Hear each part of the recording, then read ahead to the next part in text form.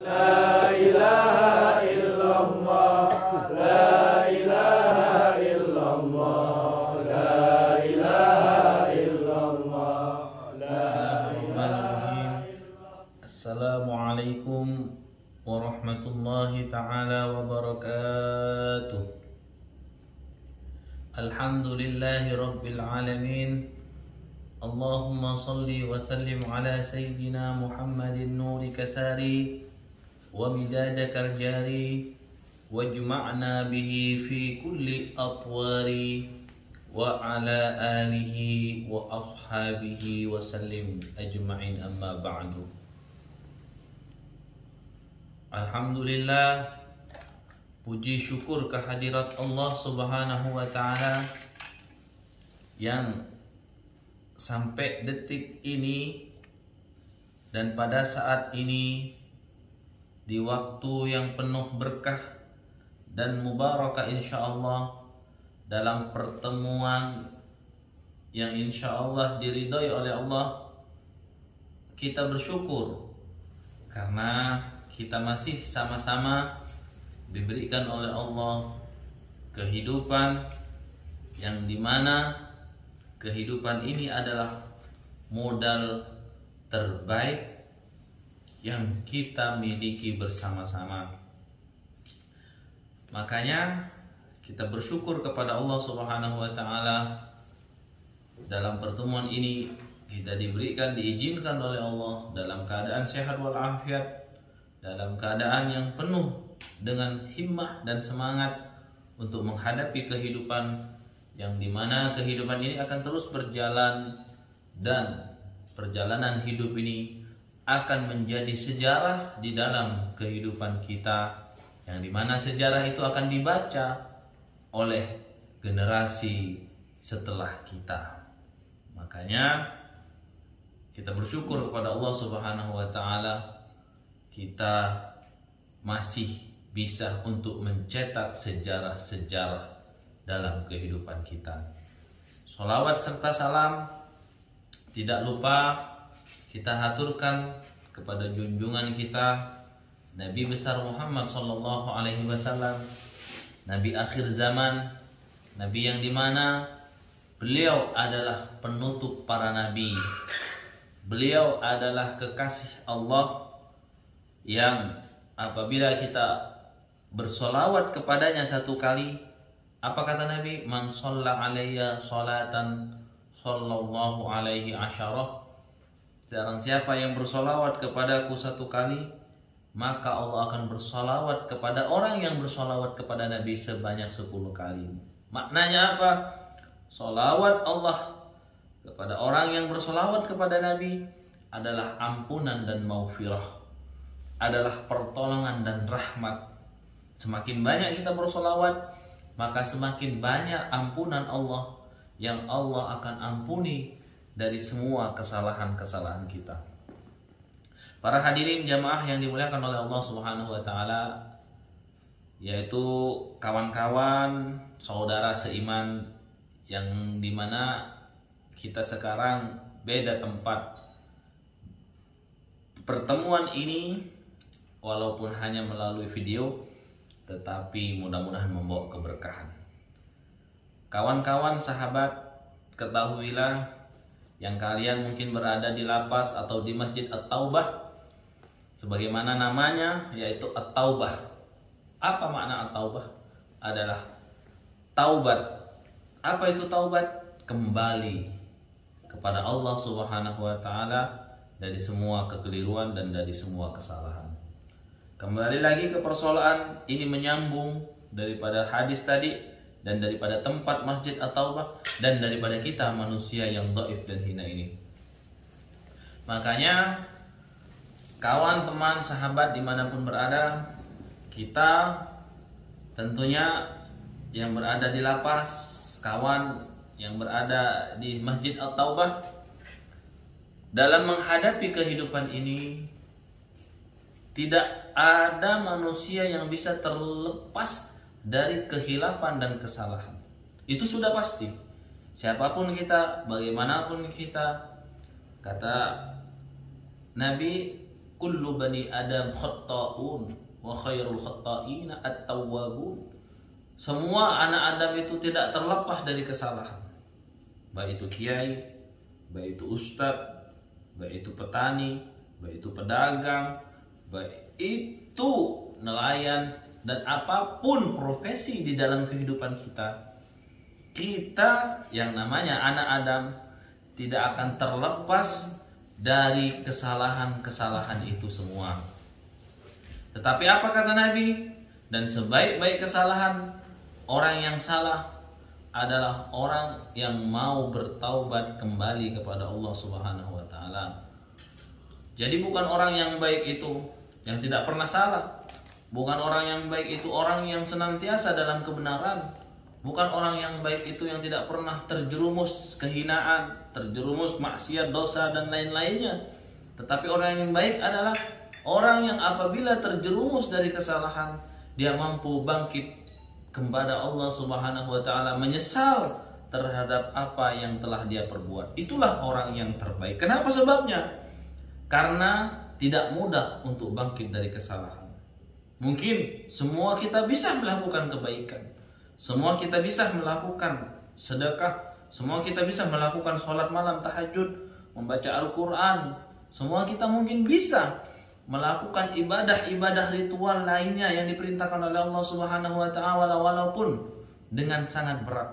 Tetapi bagi orang yang sudah terjerumus di lembah yang hitam, di lembah kehinaan, yang sudah larut menikmati daripada semua kemaksiatan, dia sudah berlumur dosa karena memang sudah terjatuh ke lembah yang dihinakan oleh Allah Subhanahu wa taala.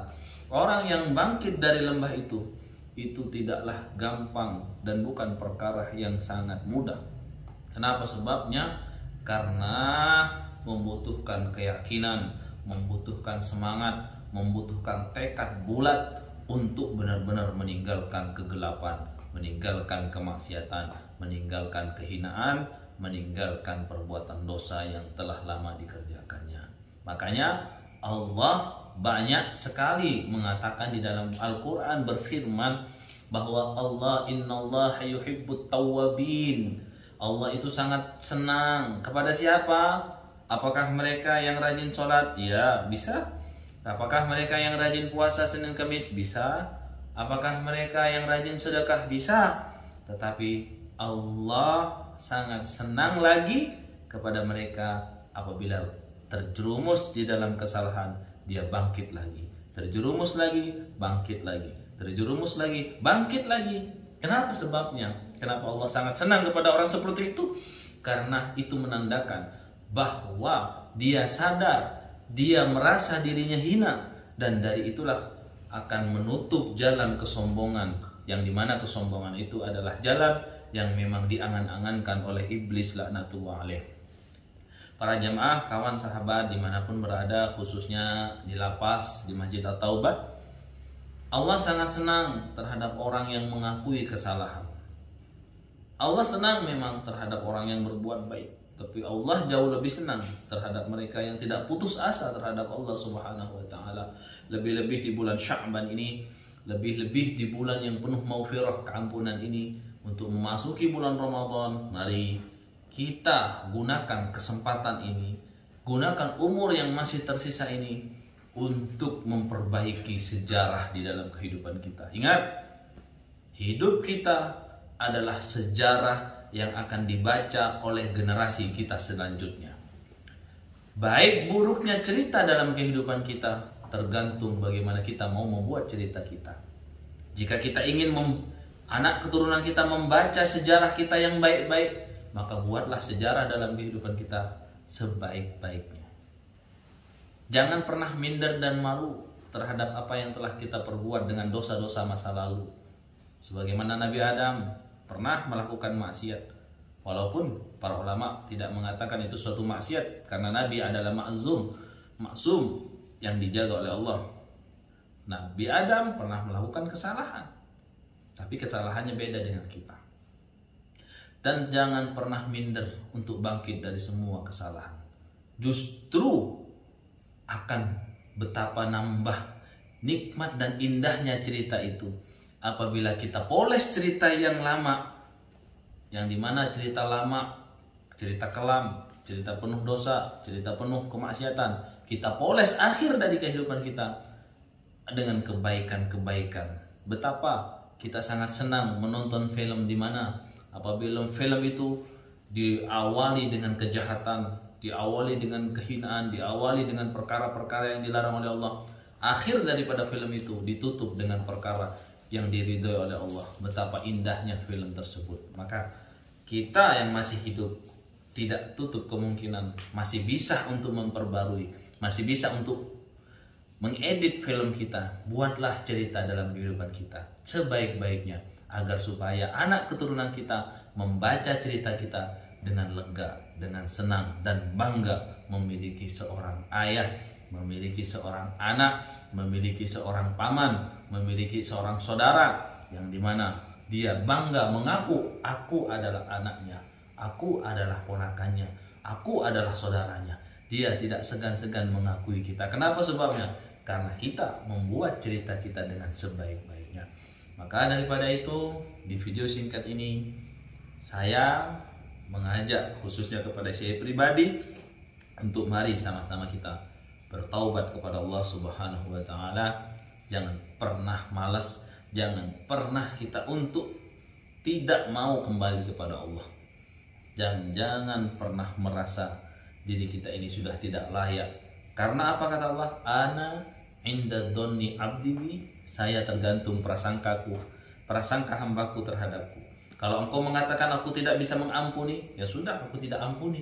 Tapi kalau kamu mengatakan aku bisa mengampuni sebesar apapun dosanya, maka aku akan ampuni segala dosa-dosanya. Apa kata Imam Ghazali di dalam kitabnya Man taba minadz-dzanbi kama la dzanba lah?